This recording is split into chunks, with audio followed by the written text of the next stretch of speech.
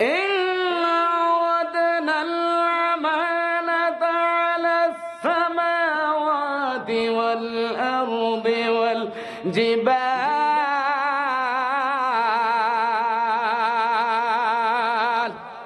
فأبين أن يحملنها وأشفقن منها وحملها الإنسان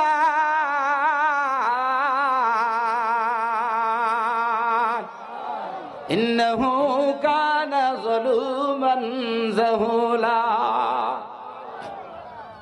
আল্লাহর দরবারে লাখো কোটি শুকর ও সুজুদ যে মহান মনিব দুনিয়ার সমস্ত ঝামেলা থেকে মুক্ত করে ফারেক করে আলাদা করে 10 মায়ের 10 সন্তানকে জান্নাতের বাগানে বসার মতো সুযোগ করে দিয়েছে, সেই রবের শানে সকলেই প্রাণ খুলে উচ্চ আওয়াজে একবার বলি আলহামদুলিল্লাহ। একটু আওয়াজ দিয়ে পড়া যাবে কি আলহামদুলিল্লাহ?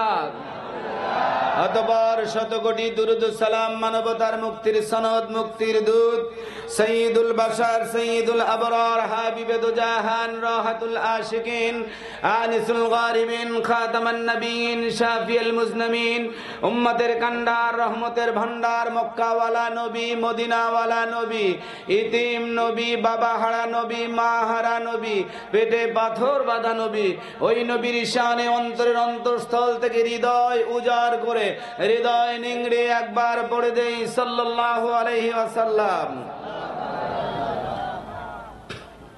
ররোয়া খাজা মাহফুজুল হক নুরানি কওমি হাফিজি মাদ্রাসা ও এতিমখানার উন্নতি কল্পে 25তম অধিবেশন 2 দিন ব্যাপী তাফসিরুল কোরআন ও আজ মাহফিলের আয়োজন করা হয়েছে। জোরে বলুন ঠিক কিনা? অধ্যক্ষর মাহফিলে আজকের সম্মানিত সভাপতি যিনি সভাপতিত্ব করবেন, উনি কি আমার কাছে আছেন? হ্যাঁ, উনি নাই, ওনার পরিবর্তে আপনি আছেন, উনি আসতেছে। সভাপতিত্ব যিনি করবেন আলহাজ মোহাম্মদ সুলাইমান আলী খান, আল্লাহ তাআলার হায়াতে তৈয়বা দান করুক। জোরে বলেন আমিন। আজকের এই মাহফিলের প্রধান অতিথি আমার পাশেই আমার ভাইজান বসে আছেন আলহাজ মোহাম্মদ আব্দুল আলিম রুবেল সাহেব, ওনাকেও আল্লাহ হায়াতে তৈয়বা দান করুক। জোরে বলেন আমিন।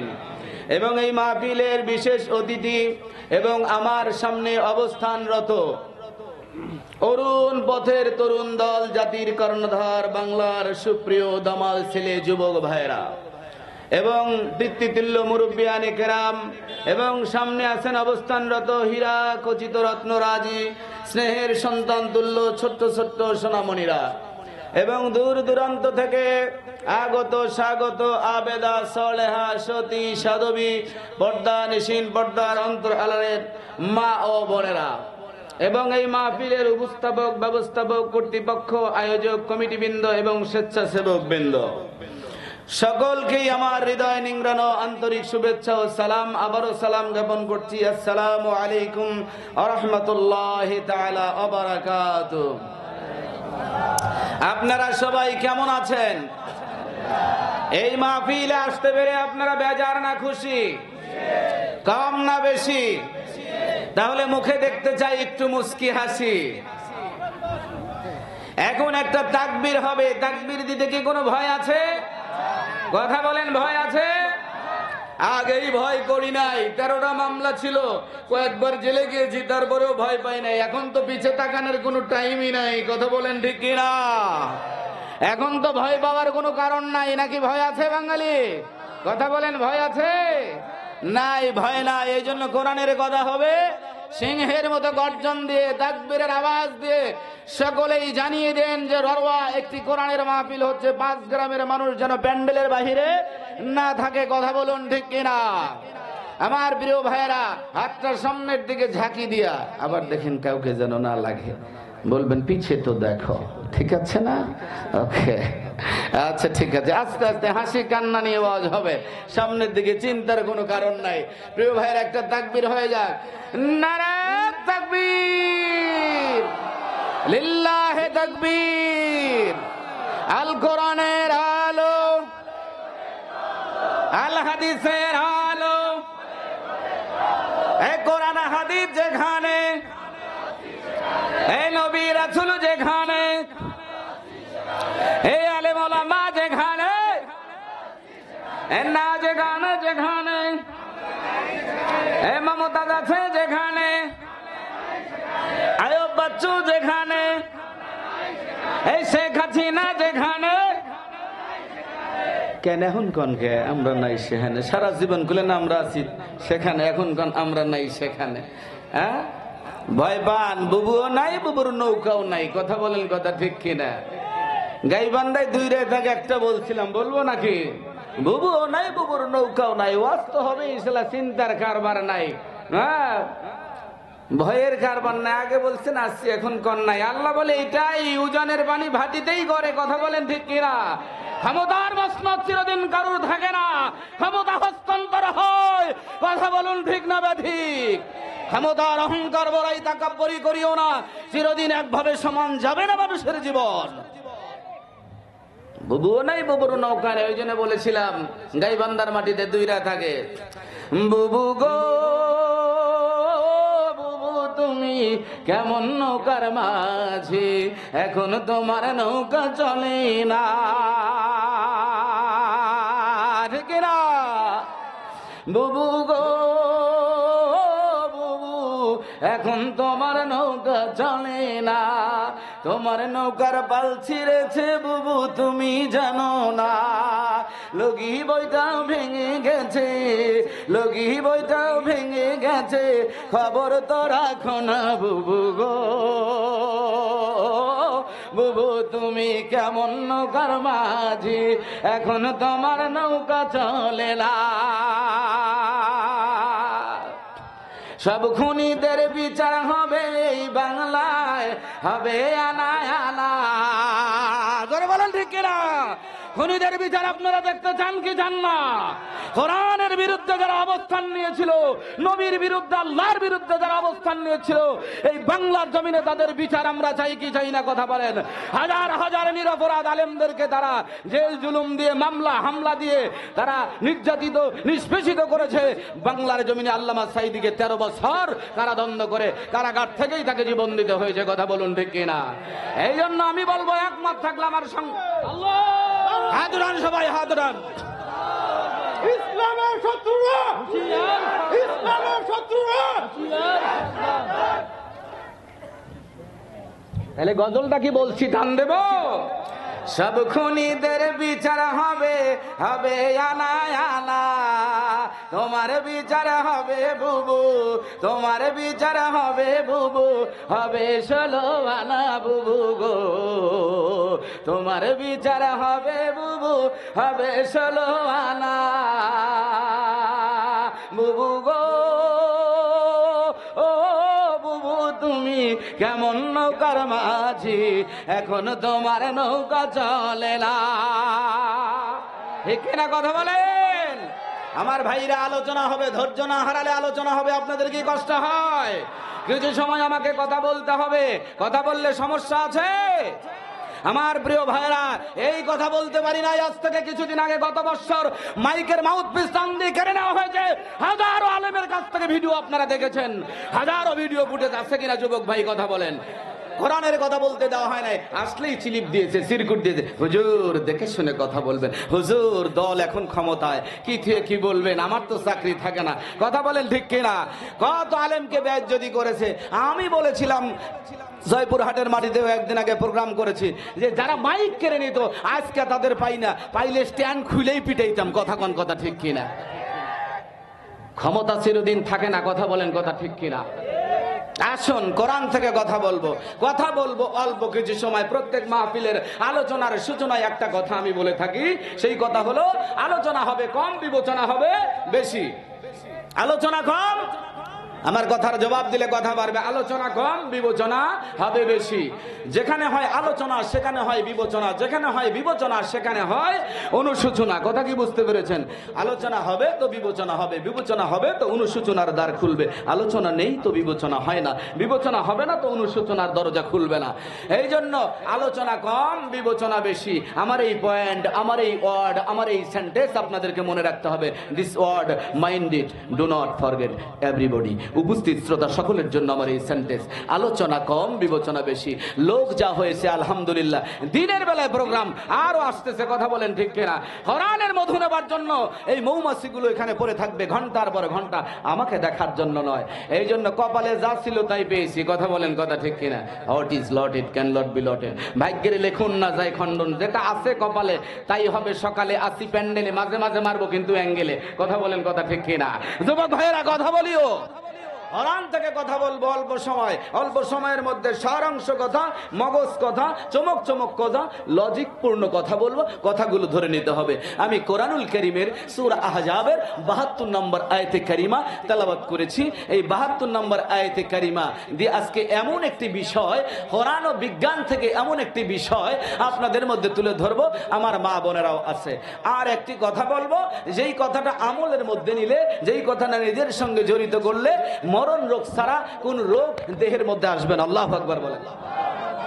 এই যে বয়স চলে, কত চলে জানেন? 49 চলে, কোনো রোগ নাই, বেদি নাই, জ্বর নাই, মাথা ধরা নাই, মাজা কোমর ব্যথা নাই। এই যে বসে আছেন, প্রত্যেক রাত বসে থাকে, কিছুক্ষণ গো বাবা গো মরছি গো, কি কোন কথা ঠিক কিনা? এই যে বসে থাকি ঘন্টার পর ঘন্টা, হুজুর প্রবলেম নাই, রক্ত ভালো কেন সেটা বলে দেই, কি কারণে কি কাজ করবেন। আল্লাহ রাসূলের জীবন জিন্দেগি তালাশ করলে পাওয়া যায়। শানে রাসূল কিতাবের ভিতরে দেখবেন, আজওয়াজুন নবুয়তের ভিতরে দেখবেন। আমি বলে দিই কথাগুলো, কিতাবের নাম হায়াতুস সাহাবা, সাহাবা চরিত্র। এই কিতাবগুলো পড়বেন, সময় পেলে বই পড়েন মিয়া। ইন্টারনেট, ফেসবুক, হোয়াটসঅ্যাপে সময় আর দিয়েন না, কথা বলেন ঠিক কিনা? জ্ঞান পিপাসু হন, বই পুস্তক খুলে পড়েন, সময় কাটান, অধ্যয়ন করেন, দেখবেন অনেক জানতে পারবেন। এই 6টা জিনিস আল্লাহ রাসূল বলেছে, যদি কেউ খায় এবং ব্যবহার করে তাহলে আল্লাহ রাসূল বলেছে মরণ রোগ ছাড়া কোনো রোগ তার দেহে প্রবেশ করবে না। জোরে বলুন। তাহলে আপনারা শুনতে রাজি আছেন তো? ইনশাআল্লাহ রাজি আছেন? মাশাআল্লাহ মাশাআল্লাহ। কোরআনুল কারীমের সূরা আহজাবের 72 নম্বর আয়াত তেলাওয়াত করেছি। এই আয়াতে কারিমার কিছু কথা, সারসংক্ষেপ কিছু কথা বলবো, আমার সঙ্গে সবাই পড়েন। বিসমিল্লাহির রহমানির রহিম।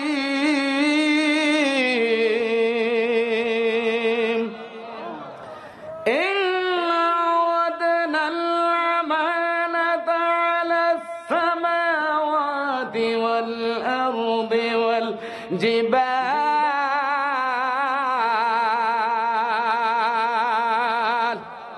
ফাআবাইনা আন ইয়াহমিলনাহা ওয়া আশফাকনা মিনহা ওয়া হামালাহাল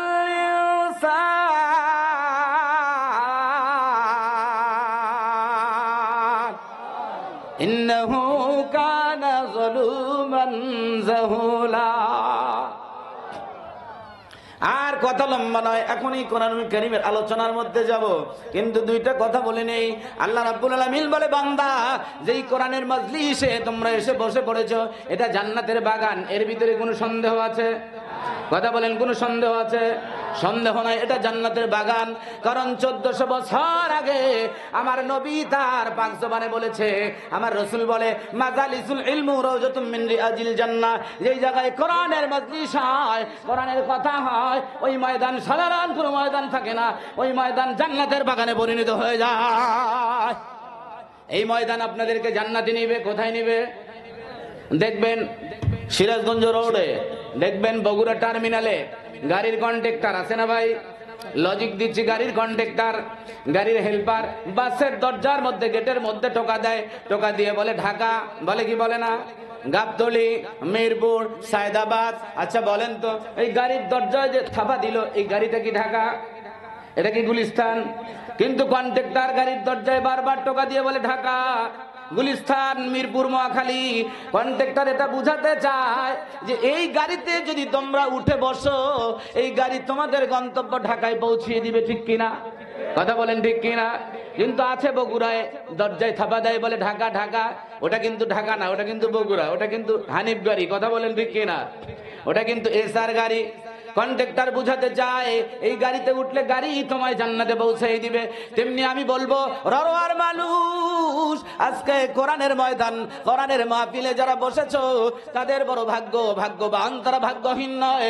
এই কোরআন নামক, এই কোরআনের বাণী যারা শুনবে, কোরআন নামক কিতাবের বাণী যারা শুনবে, এই মাহফিলে যারা বসেছো, মনে রাখবা এই মাহফিল জান্নাত নয়, কিন্তু রাসূল বলেছে এখানে বসে কোরআনের কথা যারা শুনবে, শুনে আমল যদি করে ওই গাড়ি যেমনি জান্নাতে পৌঁছায় দেয়, এই কোরআনের মাহফিলটা তোমার জান্নাতে যাওয়ার জন্য নাজাতের ওসিলা বানিয়ে দিবে কে? আমার ভাইয়েরা, সুতরাং এটা জান্নাতের বাগান। এটা কোরআনের কথা শুনলে আমল করলে আল্লাহ রাব্বুল আলামিন জান্নাত দিবে নিশ্চিত। কিন্তু কোরআন যদি না দেখে পড়েন তার এক নেকি, দেখে পড়লে তার এক নেকি। সুবহানাল্লাহ বলেন। কোরআন যদি না দেখে পড়া যায় হরফে হবে কয় নেকি? 10 নেকি। দেখে পড়লে হবে 20 নেকি, অর্থ সহকারে বললে হবে 30 নেকি। কোরআনের মাজলিসে এরকম জায়গায় গিয়ে কোরআন পড়লে এবং শুনলে প্রতি হরফের বিনিময় আল্লাহ দিবে 50 নেকি। আসুন, এখানেই শেষ নয়। আল্লাহ বলেন, বান্দা আমি র্যাঙ্কটা বাড়াই দিচ্ছি। নামাজের বিছানায় কোনো ব্যক্তি যদি কোরআন তেলাওয়াত করে প্রতি হরফের বিনিময়ে দিবে 100 করে নেকি। রমজান মাস, এইটা রজব মাস, এটা কি মাস? রজব মাস। এই মাসে নবীর মেরাজ হয়েছে, কথা বলেন ঠিক কিনা? এই মাসে নামাজ এনেছে, কোরআন এনেছে। এবার শোনো আল্লাহ রাব্বুল আলামিন কি করেছে। এই রজব মাসের ব্যাখ্যা কিছু তো দেব যদি সময় পেয়ে থাকি। এই আল্লাহর বান্দা মনোযোগ লাগাও। কোরআন রমজান মাসে নামাজের মধ্যে যদি কোরআন পড়ে প্রতি হরফের বিনিময়ে আল্লাহ দিবে 700 করে নেকি। তাহলে আস্তে আস্তে র্যাঙ্ক বাড়াই দিল, মর্যাদা বাড়াই দিল। এই জন্য বলবো কোরআনের কাছে আসো, কোরআন বুঝো, কোরআন অনুযায়ী জীবন গড়ো, কোরআন তোমাকে মুক্তি দিয়ে জান্নাতে নিবে। কোরআনের কথা বলে আল্লাহর দল, এই পথে যারা চলে তারাই সফল। কোরআনের কথা বলে আল্লাহর দল, এই পথে যারা চলে তারাই সফল। আসুক যতই বাধা যতই বিপদ, তবুও থাকে তারা অটল অবিচল, তবুও থাকে তারা অটল অবিচল। কোরআনের কথা বলে আল্লাহর দল, এই পথে যারা চলে তারাই সফল। এসো এসো এসো এসো দলে দলে সব, এ যে কোরআনের উৎসব। মারহাবা কোন নারে তাকবীর, লিল্লাহি তাকবীর। আল্লাহ কবুল করো। তাহলে আল্লাহ রাব্বুল আলামিন কোরআনুল কারীম দিয়ে বুঝিয়ে দেয় সূরা আহজাবের 72 নম্বর আয়াত। এবার আসুন আল্লাহ বলেন, ইন্না আরাদনাল আমানাতা আলাস সামাওয়াতি ওয়াল আরদ। আল্লাহ পাক বললেন, আমি যখন কোরআনটা নাজিল করব, আমি যখন কোরআনটা দেব আমানত হিসাবে এই পৃথিবীর মানুষের কল্যাণের জন্য, তখন আমি চিন্তা করলাম কোরআনটা আগে কোথায় দেওয়া যায়, কার উপরে রাখা যায়। আমি আল্লাহকে প্রস্তাব রেখে দেখি কোরআনটা আঁকড়ে গ্রহণ করতে চাই। সুবহানাল্লাহ বলেন। আমার ভাইয়েরা, আপনারা কষ্ট নেবেন না। একটানা 25-26 রাত হলে একইভাবে চলতেছে, খুব কষ্ট। রাত জেগে জেগে কথা বলতে হয়। এরপরেও আবার দিনে প্রোগ্রাম নিয়েছি। আমার বন্ধুবর হাবিব সাহেব আসাদুল ইসলাম তিনি বললেন, হুজুর একটা প্রোগ্রাম কিছুদিন আগে দিনে। আচ্ছা, বললাম ঠিক আছে। আমার ভাইয়েরা একটু খেয়াল করেন। তাহলে আল্লাহ পাকের কোরআনের কথা আল্লাহ ডাক দিলেন, আমি কোরআনটাকে কি করব? আমানত রাখবো। কোথায় রাখবো? আসমানের উপর কোরআন দিতে চাইলেন। খুব মনোযোগ দিয়ে শোনেন। আসমানের উপর কোরআন দিতে চাইলেন। ইন্না আরাদনাল আমানাতা, আমানত রাখবো, গচ্ছিত রাখবো, সমর্পণ করব। কোথায় দেব? আসমানকে বললো, আসমান তোমার পরে কোরআন নাজিল করতে যায়। আসমান ডেকে ডেকে বলে, আল্লাহ কোরআন দিও না, কোরআন যদি দাও কোরআনের ভার সইতে পারবো না, দীর্ণ বিদীর্ণ হয়ে যাব, চূর্ণ বিচূর্ণ হয়ে যাব, ভস্মভীত হয়ে যাব, ধূলিসাৎ হয়ে যাব। আল্লাহ বললেন, জমিন তোমার পরে আমি কোরআন দেব। জমিন বললেন, না না, আমার পরে কোরআন দিয়েন না, কোরআন আমি নিতে পারবো না। ওয়াল জিবাল, পাহাড়ের পরে আল্লাহ কোরআন দিতে চাইলেন, এ পাহাড় তোমার পরে কোরআন দেব। পাহাড় বললেন, না না, আমার পরে কোরআন দিয়েন না। আল্লাহ রাব্বুল আলামিন কোরআনের আরেক জায়গায় বললেন, লাউ আনজালনা হাযাল কুরআন আলা যাবালিল লারাআইতাহু খাশিআন মুতাসাদ্দিআন মিন খাশিয়াতিল্লাহ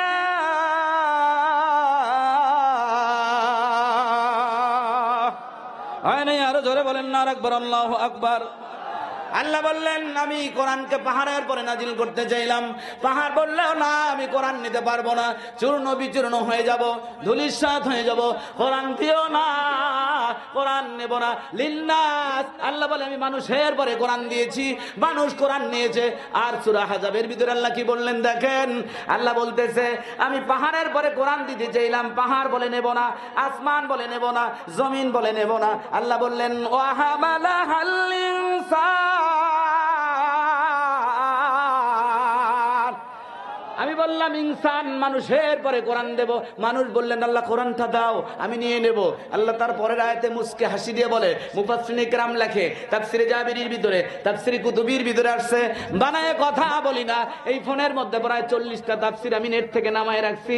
ও যুবকেরা এখন শুধু ফেসবুক নিয়ে পাগল হয়ে ততই জানতে পারবা, এর মধ্যে প্রায় 600-র মতো কিতাব রেখেছি, বুখারী, মুসলিম, তিরমিজি, আবু দাউদ, ইবনে বাজা, নাসাই শরীফ, সিহা সাত্তার, পুরো সেটখানা রেখেছি, বানায়ে কথা বলার জন্য বসি নাই। আল্লাহ ডাক দিয়ে বলে, তাফসীর কারক লেখে ইন্নাহু কানা যালুমান জাহুলা, আল্লাহ ডাক দিয়ে কয় মানুষ বড় নির্বোধ, মানুষ বড় বোকা। আল্লাহ বলে মানুষ বোকা কেন বললাম? যে মানুষের পরে কোরআন দিতে চাইলাম আর মানুষ বলল দিয়ে দেন, আমি গ্রহণ করলাম। কেন আল্লাহ বললেন বোকা, কেন বললেন নির্বোধ? যেটা পাহাড় নিতে চায় না, কম্পিত হয়ে যায়, আসমান নিতে চায় না, জমিন নিতে চায় না। কাগজের কোরআন আপনি দেখবেন এটা হয়তো 1 কেজি, 1.5 কেজি, 100 কেজি ওজন আছে, কিন্তু আল্লাহর কোরআনের মূলত যেই কালামটা লৌহে মাহফুজে ছিল, কোথায় ছিল? বাল হুয়া কুরআনুম মাজিদুম ফি লাউহিন মাহফুজ, যেটা লৌহে মাহফুজে আল্লাহ রাব্বুল আলামিন নূরের চাদর দিয়ে বেজায়া নূরের টেবিলের মধ্যে রেখে দিয়েছিল। মারহাবা গণ। এমন একটা কোরআনুল কারীম নূরের চাদর দিয়ে বেজায়া নূরের টেবিলের মধ্যে রেখে দিয়েছে। এই যে আমাদের টেবিলটা আছে, এই টেবিলের একটা পা থেকে আর একটা পায়ের দূরত্ব, বা আমাদের বাসায় যেই টেবিল থাকে একটা পা থেকে আর একটা পায়ের দূরত্ব 1 হাত থেকে 1.5 হাত। কথা বলেন ঠিক কিনা? এর চাইতে কি বেশি হয়? হয় না? 1.5 হাত, 1 থেকে 1.5 হাত। কিন্তু আমার আল্লাহ বলে যে টেবিলের মধ্যে আমি কোরআনুল কারীমটা রেখে দিয়েছিলাম হীরা মণিমুক্তায় খচিত করে, ওই চাদর দিয়ে বেজায় কোরআন রাখছি। কোরআনটা এত দামি তোমরা জানো না, এই কোরআন পেয়ে তোমরা ছিনিবিনি করো না, কোরআনটাকে বুকে জড়াও, কোরআনটাকে জীবনে জড়িত করো, কোরআনটাকে সমাজ ব্যবস্থা, রাষ্ট্রে, পারিবারিক জীবনে, সর্বক্ষেত্রে কোরআনের বিধান দিয়ে জীবন গড়ো, জীবন সুন্দর হবে। যে টেবিলের মধ্যে রাখা ছিল, একটা টেবিলের পায়া থেকে আর একটা পায়া 500 বছরের রাস্তা। আল্লাহু আকবার কোন, আরো জোরে কোন, আরো জোরে কোন, আল্লাহু আকবার। 500 বছরের রাস্তা। আল্লাহ বলে একটা পায়া থেকে আর একটা পায়ের দূরত্ব 500 বছর, কিন্তু এটুকুই কি শেষ? এই টেবিলের মধ্যে দুনিয়ার মানুষের টেবিলে পায়া থাকে 4টা, 6টা, কথা বলেন ঠিক কিনা, 8টা। আল্লাহ বলে আমার যে টেবিলের মধ্যে কোরআন রাখা হয়েছে, এই টেবিলটার মধ্যে এরকম 500 পায়া আছে। যখন মারহাবা। ওই লৌহে মাহফুজে কোরআনুল কারীমটা ছিল। এবার বলা হলো কোরআনুল কারীম নূরের জগতে লৌহে মাহফুজে সম্মান করে কোরআনটা রেখেছে। সেই কোরআনটা মানুষের পরে আল্লাহ দিতে চাইলো, আর মানুষ বলল আল্লাহ দিয়ে দেন, আমি নিয়ে নেব, সমস্যা নাই, আমি নিয়ে নেব। আল্লাহ বললেন ইন্নাহু কানা যালুমান জাহুলা, এরা বড় নির্বোধ, এরা বড় বোকা। প্রশ্ন আসতে পারে হুজুর কেন আল্লাহই বোকা বললেন আমাদেরকে? কোরআন দিয়ে কি তাহলে মানুষকে বিপদে ফেলে দিয়েছেন? কোরআন দিয়ে কি মানুষকে কষ্ট দিয়েছেন? আল্লাহ রাখাতে বললেন নবী গো, না না, আমি কোরআন দিয়ে আপনাকে কষ্ট দেই নাই। আল্লাহ বলেন তাহা মা আনজালনা আলাইকাল কুরআনা লিতাশকা। নবী গো, আপনাকে কোরআন দিয়ে আমি কি করি নাই? বিপদ দেই নাই, জুলুম চাপিয়ে দেই নাই, বরং কোরআনটা গোটা পৃথিবীর মানব জাতির জন্য কোরআন হলো হেদায়েত, কোরআন হলো কল্যাণ, এবং কোরআন হলো উপদেশ। মানুষের জন্য কোরআন হলো উপদেশ। আল্লাহ এক জায়গায় বলেন ওয়ামা হুয়া ইল্লা যিকরুন লিল আলামিন। কোরআন হলো হলো পৃথিবীর মানুষের জন্য উপদেশ। কোরআন দিয়ে বোঝা দেয় নাই, আল্লাহ বললেন জুলুম চাপায় দেয় নাই। তবে আল্লাহ কেন নির্বোধ বললেন, তবে আল্লাহ কেন বোকা বললেন, লজিক আছে কিনা? তাহলে এইবার আসুন মুফাসসিরিনে কেরাম কিভাবে সমাধান দেয়, শুনতে রাজি আছেন? মুফাসসিরিনে কেরাম তাফসীর লিখতে গিয়া, বোঝাতে গিয়ে এত সুন্দর করে বলেছেন যে একটা লোক বাজার করতে ব্যাগ নিয়ে গেছে, বড় একটা হাতল আলা ব্যাগ। বাজারে গিয়েছে, ধরেন শেরপুর কি চান্দাইকোনা, যেখানেই যান বাজার আছে না নাই? এই আপনারা আমার কথা বুঝেন, সমস্যা হয়, আমার কথা বুঝতে সমস্যা হয়, বোঝেন তো? বাটি বোঝেন, পেয়ালা বোঝেন, খোরা বোঝেন, ডালি, টুপরি, ঝাঁকা বোঝেন। আবার এটা কন্যা তো যে হুসনাইমা পানিয়ান বদনা খাই, এরকম তো না। কথা বুঝতে হবে, বুঝুন তো ইনশাল্লাহ? আলহামদুলিল্লাহ, কথা বুঝতে হবে, না বুঝলে বড় বিপদ। কথা বলেন ঠিক কিনা? হ্যাঁ, একটু সামনের দিকে আগা আগা বসেন, লোক আসছে যে বসতে দেন। তাহলে মুফাসসিরিনে কেরাম বলেন মানুষের এলাকায় হাট বাজার আছে, আছে না? এক লোক বাজারে গেছে, কি সুন্দর যুক্তি তুলে ধরলেন তাফসীর লিখতে গিয়া, যে কোরআনটা যে এত বোঝা, যেটা আসমানের উপর দিলে আসমান নিতে চাইলো না, জমিন নিতে চাইলো না, পাহাড় নিতে চাইলো না, সব বললো আল্লাহ ভয় পাই, গলে যাব, পড়ে যাব, জ্বলে যাব, কোরআন নিতে পারবো না। এই কোরআনের ওয়েট বেশি, ওজন বেশি। তবে মানুষ 3.5 হাত বডি নিয়ে, এই টাকসার নিয়ে এই কোরআনটা কেমনে নিল? আবার শুনলে আরো অবাক, 9 থেকে 12 বছরের মাসুম বাচ্চারা কোরআনের হাফেজ হয়ে যায়। কথা বলেন ঠিক কিনা? এই কোরআন তারা ধারণ করে কি করে? এই পাওয়ারটা তারা পেল কোথায়? কথা জানার দরকার আছে না? কোরআনের ওজন মানুষ কেমনে লোড নেয়, কেমনে পারে? এইবার আসেন, বাজার করার জন্য লোকটা বাজারে গেছে, বাজারের ব্যাগ ভর্তি করে চান্দাইকোনা অথবা শেরপুরি ধরেন বাজার করে নিল। 30 কেজি 35 কেজি লোড দিয়েছে। খুব ভালো করে বোঝেন তাফসীর কারক কেমনে বুঝায়। লোড দিয়ে বাজার করেছে, বাজার করে যখন বাড়িতে আসবে, বাড়ির যে বাহির বাড়ি থাকে না, আঙ্গিনা বলে, বাহির বাড়ি খুলি না খোলা বলেন, এইটাতে একটা ছোট্ট বাচ্চা দাঁড়ায় রয়েছে, বাড়িওয়ালার বাচ্চা 2-3টা। একটার বয়স 10-12 বছর, একটার বয়স 7-8 বছর, আর একটা মাত্র 5.5-6 বছর বয়স। কয় বছর? 5.5 থেকে 6 বছর। ছোট্ট বাচ্চারা বাবার অপেক্ষায় দাঁড়ায় রয়েছে যে বাবা আসতেছে, বাবার কাছ থেকে মজা নেব, সদা নেবে, খাবার কিছু নেবে, কমলা আপেল আঙ্গুর যাই থাকুক নেবে। আমরাও বাবার অপেক্ষায় ছোটবেলায় দাঁড়ায় থাকতাম। বাবা শ্রম দিয়ে রোজগার করে সারাদিন যা কর্ম করত, কিছু টাকা বাঁচায় আমাদের জন্য কিছু খাবার নিয়ে আসতো, ঠিক কিনা বলেন? নিজে খাইতো না, সন্তানের কথা চিন্তা করত। তেমনি করে ওই লোকটার সন্তান দাঁড়ায় আছে, বাবা আসবে, কি যেন আনবে। বাবার হাতে 30 কেজি ওজনের বাজারের ব্যাগ। এই লোডের ব্যাগটা নিয়ে যখন সামনে আসছে, ছোট্ট বাচ্চাটা কয়, বাবা বাবা ব্যাগটা আমায় দাও, ব্যাগটা দাও, ব্যাগটা দাও। বাবা বলে, না তুই নিতে পারবি না, পাগল নাকি? তুই এই ব্যাগ নিলে কি বাঁচবি? এর ওজন 30 কেজি, 6 ধরা 35 কেজি, তুই বাঁচবি না। সন্তান বলে, না এত কিছু বুঝি না, আমাকে ব্যাগটা না দিলে আমি বাসায় ঢুকবো না, আমাকে দাও। বাবা বিপদে পড়ে গেছে, সন্তান নাছর বান্দা। কতগুলো আছে না সন্তান, আছে না এরকম যে টাকা দাও, দিতেই হবে না স্কুলে যাবো না, কি বলেন? বেকা হয়ে বসে রয়েছে, বলবেন টাকা দাও, না দিলে স্কুলে যাব না। সন্তান বলে, বাজারের ব্যাগ দাও, নাইলে আমি যাব না। বাবাই চিন্তা করে, এত ওজনের ব্যাগ যদি মাথায় দিই, বাচ্চা তো মাটির সঙ্গে মিশে যাবে, ঠিক কিনা? গলে যাবে, মারা যাবে। বাচ্চাও ছাড়ে না, নাছর বান্দা, কি করবে? চিন্তায় পড়ে গেল। বুদ্ধি একটা মাথায় আসছে, বলে বাজারের ব্যাগটা তার মাথায় দিব, কিন্তু পুরা ওজনটা আমার হাতের মধ্যে রাখবো, আর শুধু তার উপরে শো করা থাকবে। বাজারের ব্যাগটা মাথার উপরে দিয়েছে। জ্ঞানী গুণী লোকেরা দেখেন, বাজারের ব্যাগটা মাথার মধ্যে দিয়েছে, দেওয়ার পরে বাচ্চা বলছে, ঠিক আছে, খুশি আমি। বাজার নিয়ে বাড়ির দিকে যাচ্ছে, বাড়ির মধ্যে গেছে। বাড়ির মধ্যে যাওয়ার পরে 4 চোখে যখন স্বামী স্ত্রী চোখে চোখে তাকাইছে, মিলন হয়ে গেছে, 4 চোখের মিলন। স্বামী স্ত্রীর দিকে তাকাইছে, স্বামী স্ত্রীকে ইশারা দিয়ে বুঝায়, তোমার সন্তান বাজারের ব্যাগ ছাড়া বাড়িতে আসবে না, আর যদি বাজারের ব্যাগটা না দেই তাহলে তোমার সন্তান কান্না করে রাগ হয়। কিন্তু আমি বড় কৌশল করে, বড় বুদ্ধি করে তাকে বাজারের ব্যাগটা মাথায় দিয়েছি। দেখো, পুরা বাজারের ওজনটা কিন্তু আমার হাতের মধ্যে, ঠিক কিনা?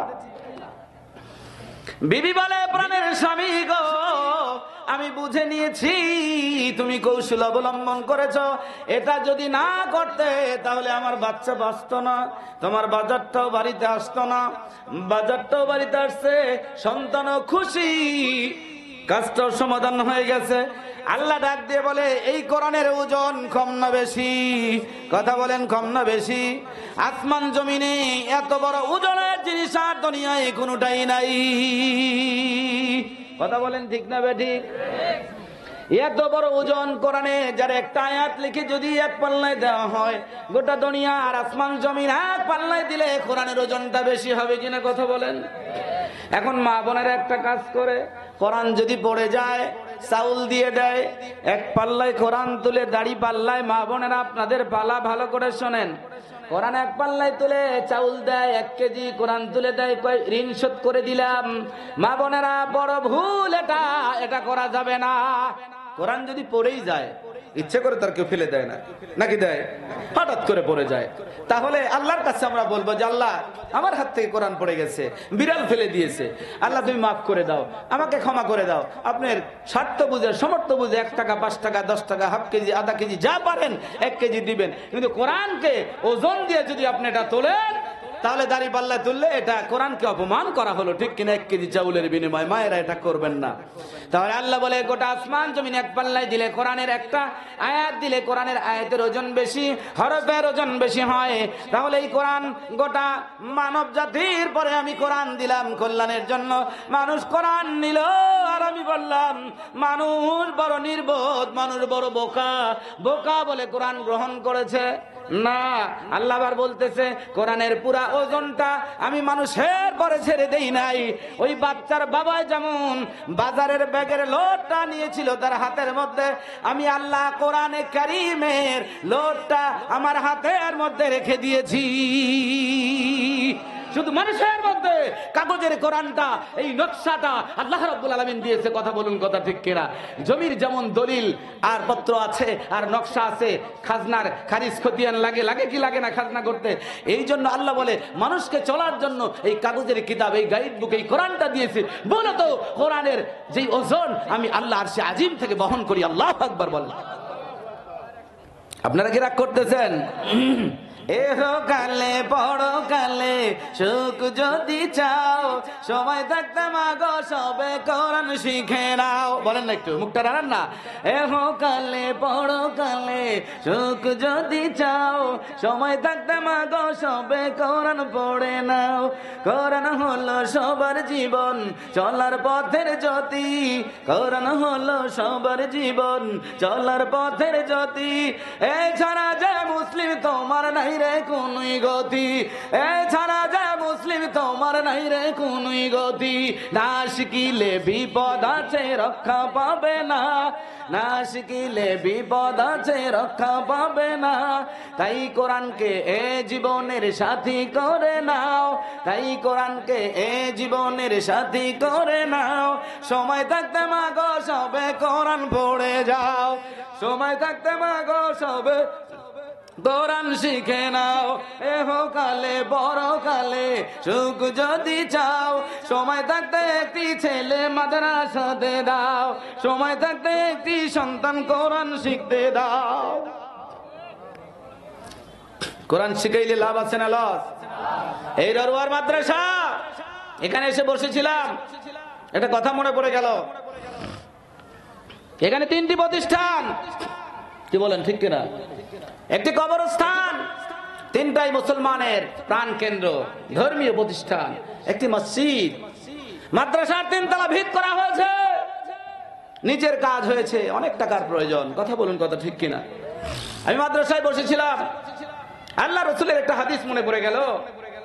আল্লাহ রসুল বলেছেন, কোন আলেম যদি কোনো বাড়ির মেহমান হয়, কমাস কম 40 দিনের রহমত আর বরকত আল্লাহ তার বাড়িতে পাঠায় দেয়।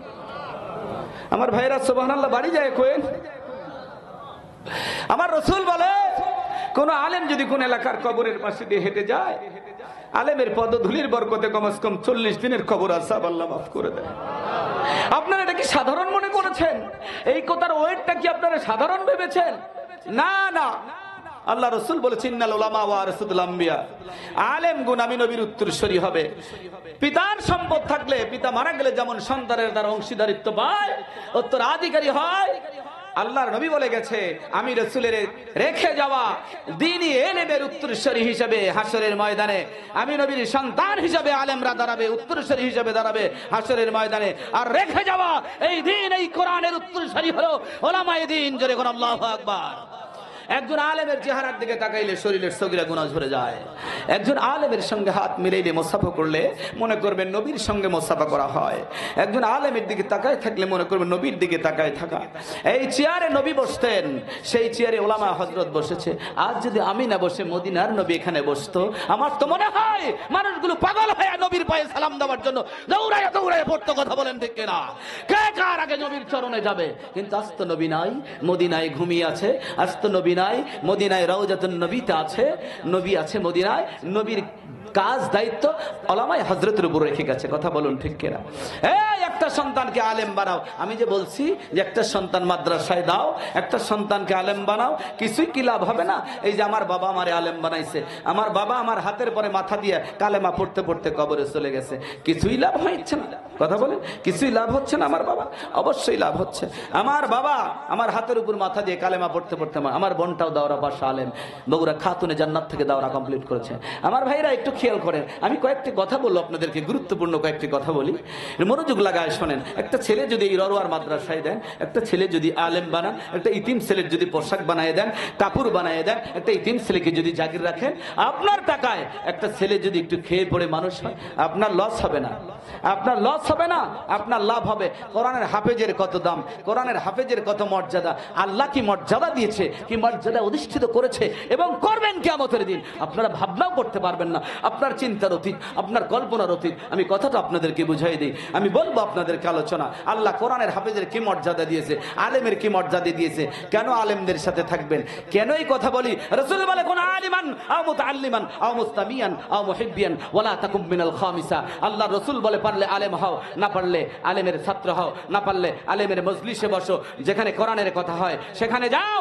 তাও যদি না পারো অন্তর দিয়ে আলেমদেরকে ভালোবাসো, তাও যদি না পারো আলেমদের দিকে চোখ বাঁকা করে তাকায়ও না, আলেমদের বিরোধিতা করো না, ভুরু কুঞ্চিত করো না, তাদের সাথে দুশ্মনী করো না।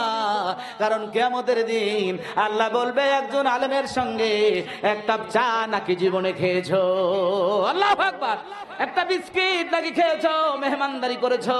এই জন্য পারলে আলেমদেরকে কলিজা দিয়ে মহাব্বত করবেন, দরদ করবেন।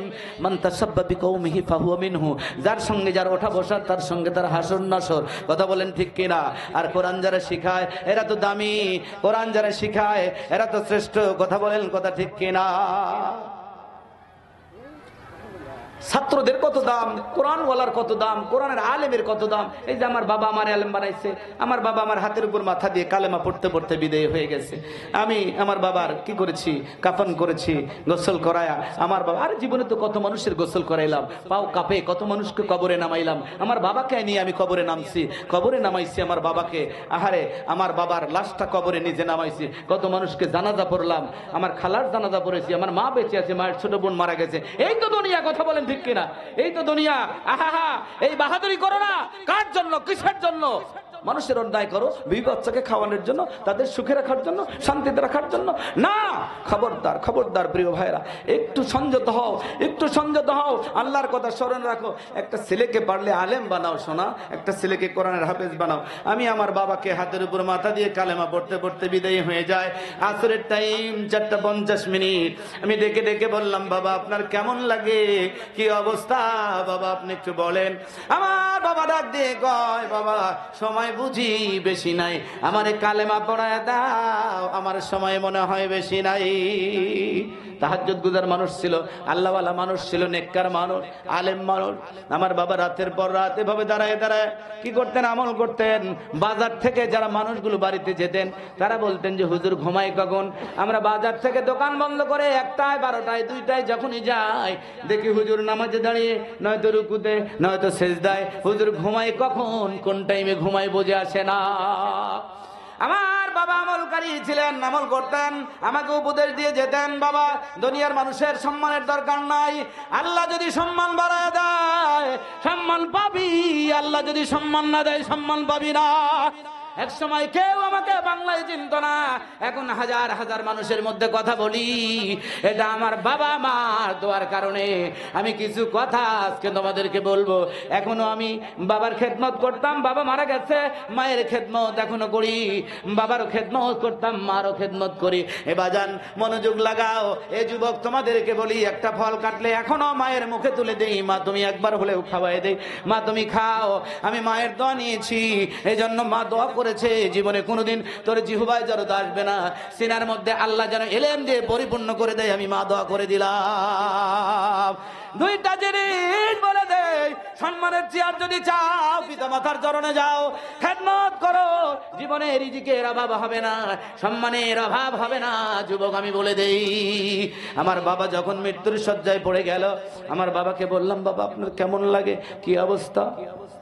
বাবা আমার ডাক দিয়ে বলে দেয়, কালেমাটা পড়ায় দাও। নিঃশ্বাসটা বড় ভারী হয়ে গেছে, দমটা বন্ধ হয়ে যায়, বড় কষ্ট হচ্ছে, আমি মনে হয় বেশিক্ষণ আর বাঁচবো না। আমি বললাম, বাবা আমি কালেমা পড়াই দেই, ইস্তেগফার পড়াই দিলাম, আয়াতুল কুরসি পড়ে ফু দিলাম, কালেমা শাহাদাত পড়াই দিলাম, কালেমা পড়াই দিলাম। 3 বার আমার বাবা আল্লাহ আল্লাহ বলে বলে দুনিয়া থেকে বিদায় হয়ে গেল। গোসল হলো, কাফন হলো, রাত্রি তখন 9:30 বাজে। আমার বাবাকে আমি কবরে নামলাম নিজে। কয়েকজন বলে, হুজুর আপনি কবরে নামেন। আমি কবরে নামলাম, নামার পরে কবরের উপর থেকে কয়েকজন মানুষ ডেকে ডেকে বলে, হুজুর আপনার বাবার মাথার বাঁধনটা খোলেন, শেষবারের মতো একবার আপনার বাবার মুখটা দেখি। এমন মানুষ আমরা আর পাবো না। আল্লাহ নবী বলে, যার ইন্তেকালের পরে মানুষগুলো ভালো সার্টিফিকেট দেয়, মনে রাখবো ওই লোকটা জান্নাতি। আল্লাহু আকবার বলেন। যার মরণের পরে মানুষগুলো বলে, এই যে মরে গেছে এর জন্য বড় শান্তিতে আছি, এ বেঁচে থাকতে আমরা শান্তি পাই নাই, বড় কষ্টে ছিলাম। কথা বলেন ঠিক কিনা? এই জন্য কবি বলে, এমন জীবন কররে গঠন, মরিলে হাসিবে তুমি, কাঁদিবে ভুবন। এমন জীবন কররে গঠন, মরিলে হাসিবে তুমি, কাঁদিবে ভুবন।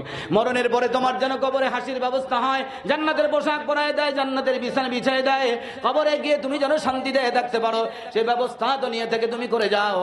আর তোমার মরণের পরে যেন কবরে কান্নার ব্যবস্থা না হয়। যদি কবরে একবার দাউ দাউ করে কারেন্টের আগুনের মতো আগুন জ্বলে, তাহলে চিরজীবন কাঁদতে যাবে অনন্ত অনাদিকাল। এ কান্নার শেষ হবে না, সমাপ্তি হবে না। এই জন্য দুনিয়ায় জীবন গঠন করো, যেই জীবন তোমার অনন্ত অনাদিকাল শান্তির জীবন। এই কথাটা মনে পড়ে যায়। আল্লামা সাইদি যেদিন দুনিয়া ছেড়ে চলে গিয়েছিলেন, রাত্রি যখন দেখলাম তার নাকে কানে তুলে দেওয়া ফেসবুকে পোস্ট হয়েছে, চোখের পানি মনের অজান্তে করে করে বালিশ ভিজে যায়। যেদিন বাবুনগরী জুনায়েদ বাবুনগরী ইন্তেকাল করেছিলেন, আল্লামা জুনায়েদ বাবুনগরী ইন্তেকালের কথা শুনে সেদিনও রাত্রে চোখের পানি এসেছে। আমি চিন্তা করলাম, এই লোকগুলির সাথে তো ব্লাড কানেকশন নাই, রক্তের সম্পর্ক নাই, তবে কেন রে চোখের পানি বাদ মানে না, বারণ করতে পারি না, বাধা দিলেও মানে না। আল্লামা সাইদি যেদিন ইন্তেকাল হয়েছিল, চোখের পানি দিয়ে আমার বালিশ ভিজে যায়। সেই দিন আমি বুঝেছিলাম কথাটার অর্থ, যে এমন জীবন কররে গঠন, মরিলে হাসিবে তুমি, কাঁদিবে ভুবন। আল্লামা সাইদি যেদিন মারা যায়, হাজার হাজার মানুষ ওয়াল বিশ্বের ভিতর থেকে চোখের পানি ফেলে দোয়া করেছে। ওই দিন কথাটা মিলাই দেখলাম, আসলে এমন জীবন তিনি গঠন করে গেছে, হাজারো মানুষ তার জন্য মোনাজাতে কাঁদে। আর তুমি মরে গেলে যেন বলে না, এই হারামির জন্য আমরা জীবনে সুখ পাই নাই, শান্তি পাই নাই, হারামজাদা মরে গেছে ভালো হয়েছে, এমন কথা যেন না বলে। কথা বলুন ঠিক কিনা? মানুষের মতো মানুষ হয়ে যান। আপনারা বিরক্ত হচ্ছেন বাপজানেরা, কষ্ট নিচ্ছেন আপনারা। আমার বাবাকে কবরে নামাইলাম, উপর দিক থেকে বলে, হুজুর মাথার বাঁধনটা খুলে দেন। আমি মরণ খুলে দিলাম, খোলার কসম বড় ভাই, কি বলবো কার কি হয়েছিল আমি জানি না, কিন্তু আমার তো বাবা, আমার তো ব্লাড কানেকশন। সেই দিন আমি চোখের পানি ধরে রাখতে পারি না, মনে হয় কবরের মধ্যে আমার কলিজাটা ছিঁড়ে পড়ে যায়। আমি সন্তান, কি করে মাথার বাঁধন খুলে দিলাম, চোখের পানি ধরে রাখতে পারি না, কান্না করি। একজন লোক ডাক দিয়ে কয়, হুজুর কাঁদেন না, নিজেকে কন্ট্রোল করেন। আপনারাই তো ওয়াজ করেন আর বলেন মানুষ মরে গেলে কাঁদতে হয় না, মরা মানুষের কাছে কাঁদলে তাদের কষ্ট বেড়ে যায়। আমি বলছিলাম যে ঠিক, আমরাই বলি মানুষ মরে গেলে কান্না করতে হয় না, কিন্তু সারা জীবন তাই ওয়াজ করলাম, মানুষকে বোঝাইলাম, আজ আমার মনে মানে না। আমার বাবা মরে গেছে, আমি ব্যথায় ব্যথিত। মানুষ মরে গেলে কেন মানুষ কান্দে, আপনজন হারালে কেন মানুষ পাগল পারা হয়ে কান্দে, নিজে বুঝতাম না, জীবনে আপনজন হারাই নাই, এই কথা বুঝি নাই। আজ আমি বুঝলাম কেন মানুষ কান্দে, কেন মানুষ পাগল হয়। আমার বাবার বেলায় আমি বুঝলাম, কবরের মধ্যে বাবার মাথার বাদনটা মরণ দিয়ে আটকায় দিয়া যখন কান্না শুরু করি, সবাই বলে হুজুর কন্ট্রোল করেন নিজেকে, কন্ট্রোল করে নিজের হাতে আমি নিজে বাসগুলো সারি সারি সাজাই। একটা কথা বলে দেই, আল্লাহর নবী বলে তোমরা যদি লাশ কখনো কবরে রাখো, আমরা কিন্তু বলি বিসমিল্লাহ ওয়ালা মিল্লাতে রাসূলিল্লাহ, বলি কি বলি না? রাসূল আরেকটি কথা বলেছেন, হাদিস শরীফ তালাশ করলে পাওয়া যায়, বলবো নাকি? আজকে এই ময়দান থেকে শুনে যান। আল্লাহর নবী বলে মানুষ মরে গেলে যখন কাফন দাফন করায় আমরা লাশ কাঁধে নিলে কিন্তু বলি কি বলি? আশহাদু আল্লা ইলাহা ইল্লাল্লাহ, এটা পড়ি কি পড়ি না? কালেমা শাহাদাত পড়ি, লা ইলাহা কালমাটাও পড়ি, এটা আমাদের রেওয়াজে আছে। কিন্তু রাসূল বলে তোমরা মানুষ মরে গেলে লাশটা যখন নিয়ে যাবা তখনও দোয়াটা পড়বা, কবরে নামবা, নামানোর পরে বিসমিল্লাহ ওয়ালা মিল্লাতে রাসূলিল্লাহ পড়ার পরে আমরা কিন্তু সচরাচর বলি মিনহা খলাকনাকুম ওয়া ফিহা নুঈদুকুম ওয়া মিনহা নুখরিজুকুম তারাতান উখরা, বলি কি বলি না? বলি। কিন্তু নবী বলে পারলে এটা বলো সাহাবীরা, আল্লাহুম্মা গফির ওয়ারহাম ওয়াসি কবরহু ইয়াসসির হিসাবাহু। আল্লাহর রাসূল বললেন তোমরা এই দোয়াটা পড়ো লাশ যখন কবরের মধ্যে রাখবা। চিরইতিম হয় মানুষ যখন দুনিয়ার মায়া জাল ত্যাগ করে দুনিয়ার সব কিছু ছেড়ে দিয়ে মানুষ যখন চলে যাবে, আপনজনকে ছেড়ে দিয়া কবরের মধ্যে যখন রাখবা, তখন তোমরা বলবা এই দোয়াটা, আল্লাহুম্মা গফির। বলেন না সবাই আল্লাহুম্মা গফির ওয়ারহাম ওয়াসি কবরহু ইয়াসসির হিসাবাহু। আল্লাহু আকবার বলেন। আল্লাহুম্মা গফির, হে আমার রব এই ব্যক্তিকে তুমি মাফ করে দাও। আল্লাহুম্মা গফির, তোমার কাছে মাগফিরাত কামনা করি। আল্লাহুম্মা গফির ওয়ারহাম, এই ব্যক্তিকে যাকে কবরে রাখলাম তার উপরে তুমি রহম করো। ওয়াসি কবরহু, এর কবরটাকে তুমি প্রশস্ত বানায়া দাও, দুই চোখে যত দূর দেখা যায় এত বড় বানায়া দাও। ওয়াসি কবরহু ইয়াসসির হিসাবাহু, এই ব্যক্তির কবরের সওয়ালের জবাবটা, প্রশ্নটাকে তুমি আল্লাহ সহজ করিয়া দাও। আল্লাহু আকবার বলেন।